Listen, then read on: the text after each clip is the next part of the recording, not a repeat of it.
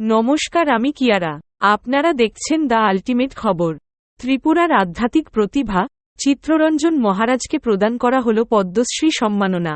রাষ্ট্রপতি ভবনে আয়োজিত প্রতিষ্ঠিত সিভিল ইনভেস্টিচার সেরিমনিতে ভারতের রাষ্ট্রপতি দ্রৌপদী মুর্মু আজ চিত্তরঞ্জন দেববর্মাকে আধ্যাত্মিকতার ক্ষেত্রে তার অবদানের জন্য পদ্মশ্রী প্রদান করেছেন।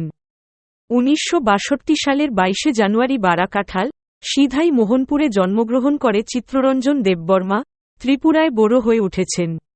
তিনি ছোট থেকেই শিব পার্বতী এবং রাধা কৃষ্ণের প্রতি গভীর ভক্তি বিকাশ করেন। ম্যাট্রিকুলেশন সম্পূর্ণ করার পর শ্রী চিত্তরঞ্জন দেববর্মা পঞ্চায়েত সচিব হয়ে তার ভ্রমণের সময় শ্রী শ্রী শান্তিকালী মহারাজের শিক্ষা পেয়েছেন। তিনি প্রেরণা পেয়ে সন্ন্যাস গ্রহণ করেন এবং তার গুরুর নির্দেশে মা ত্রিপুরাসুন্দরীর আরাধনায় নিবেদিত হন। তার গুরু শ্রী শ্রী শান্তিকালী মহারাজের NLFT সন্ত্রাসবাদী সংগঠনের হাতে মৃত্যু তার জীবনের একটি মোড় ঘোরানো ঘটনা হয়ে ওঠে। তার গুরুর দ্বারা শ্রী শ্রী শান্তিকালী আশ্রমের নেতৃত্ব গ্রহণের দায়িত্ব পেয়ে তিনি আদিবাসী দরিদ্র জনগণের সেবার মিশন বিস্তার করেন। হুমকির মুখেও তিনি অমরপুর, বারাকাঠাল, চাচু, কোয়াইফাং এবং বুড়াখায় হোস্টেল খুলেন, যা 700-র বেশি অর্থনৈতিকভাবে বঞ্চিত পরিবারের শিশুদের আশ্রয় এবং শিক্ষা প্রদান করে।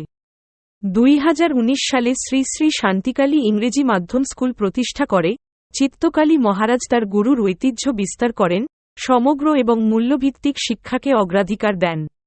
24টি আশ্রম, একটি বৃদ্ধাশ্রম এবং ত্রিপুরা জুড়ে মেন্টরশিপ প্রোগ্রামের মাধ্যমে তার সামাজিক প্রভাব অনেক বেড়েছে।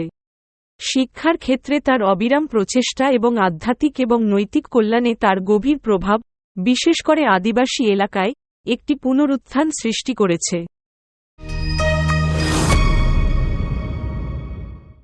আমি ত্রিপুরাতে তো এখন টোটাল 24টা আশ্রম প্রতিষ্ঠা করা হয়েছে। কিছুদিন আগে আমার বাংলাদেশ সীতাকুণ্ডল থেকে লোক আসছে, ওখানে চন্দ্রনাথ মন্দির সীতাকুণ্ডলে আমি একটা আশ্রম করার জন্য যোগাযোগ চলছে। ওখানে শান্তিকালী আশ্রম করব বাংলাদেশে। প্লাস চেন্নাই আমার শিক্ষা আছে, চেন্নাইও একটা আশ্রম করার জন্য ওখানে চলছে। হায়দ্রাবাদে একজন লোক এসে গেছে, হায়দ্রাবাদেও একটা আশ্রম করার আমার উদ্দেশ্য আছে। মালয়েশিয়াও গিয়ে আইসে, মালয়েশিয়াতেও একটা, মালয়েশিয়াতে তো হিন্দু ধর্মের জন্য অনেক কম, আমাদের হিন্দু সংস্থা ওখানে খুব কম আছে, 2টা 3-4টা আছে। ওটা ওই তামিল অন্ধ্র থেকে তারা ওখানে আশ্রম করছে। ওই আশ্রমটা করার জন্য আমিও ওখানে মধ্যে গিয়ে আমি মালয়েশিয়া গিয়ে যোগাযোগ করে আসছি। আমি অল ইন্ডিয়াতে শান্তিকালী আশ্রম করার উদ্দেশ্য আমারও প্ল্যান আছে। প্লাস একটা জিনিস আমার সবচেয়ে মনে, আমার বারবারে আমার আত্মাতে কথা বলছে, কি বলছে যে ত্রিপুরা রাজ্যের লোক কলকাতায় গিয়ে দিল্লিতে গিয়ে বিয়ে করার জন্য খুবই কষ্টকর, কেননা আমাদের ত্রিপুরা খুব গরিব শ্রেণীর লোক আছে। আমার ইচ্ছা শান্তিকালী বিএড কলেজ একটা খোলার জন্য ত্রিপুরাতে, আমার এটাই ইচ্ছা, বড় ইচ্ছা।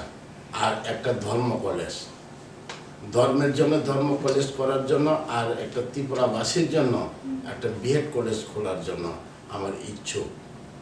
এটাই যদি গুরুদেব কৃপা করে, যদি কোনো প্রাইম মিনিস্টার যদি আমাকে একটু হেল্প করে, তাহলে আমি ত্রিপুরাতের মধ্যে আমি একটা বিএড কলেজ এবং একটা ধর্ম কলেজ খোলার আমার ইচ্ছা।